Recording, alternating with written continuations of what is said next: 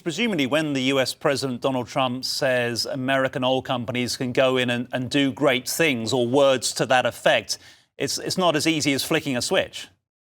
It's absolutely not as easy as flipping a switch. So Venezuela once had a very world-class, best-in-class oil community or energy community run at first-rate global standards. Over the last 20 years, and certainly over the last 10 years, so from Chavez to Maduro, we've seen that expertise flee the country. So there's not a lot of capacity there with the brain drain that's happened. And you've seen really kind of military intervention into their oil operations, energy operations.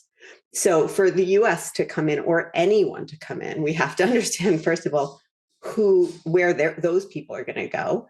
And there's a lot of rebuilding that needs to be done in the billions, in the tens of billions. It will take time. There's an acknowledgement of that, but the whole system of who's running the country, under what laws, what kind of debt all of that still needs to be worked out before you see energy companies flocking back to Venezuela. So there's kind of a hold and watch and wait right now.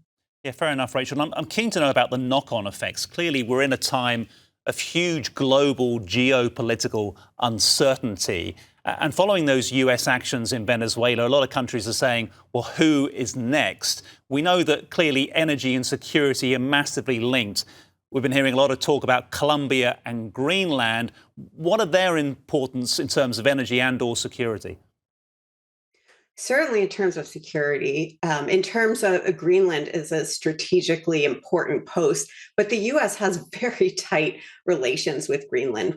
The U.S. does not need to take over Greenland to expand their presence in terms of kind of cybersecurity issues in the Arctic. Like before President Trump, we have very strong relations with Greenland. So we don't need them to take over the country for those reasons. This seems to be kind of a fantastical notion about America's role in the Western Hemisphere.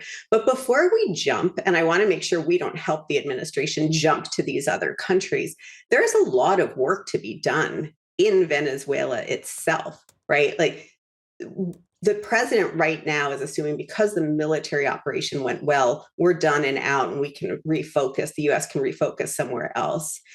But unless that oil, that's Venezuelan oil, actually gets to markets, and right now most of it is sanctioned, the oil that the Venezuelans can produce, unless it can get to markets in China or wherever, there is no revenue coming in to the Venezuelan people. So even the deteriorated state of Venezuela, there's no capacity right now.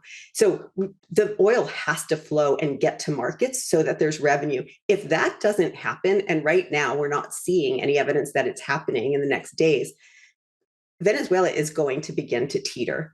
It's already in bad shape, but then you have chaos. And the president has said that we are now running Venezuela. So we are just a few days into this. Until energy starts flowing and getting out to markets, and even the paucity of revenue that does come in starts coming back in, it's going to be very dicey for Venezuela. So before we jump on to these other areas, I think we're just days away from really understanding what it means to run Venezuela and how difficult this may or may not be.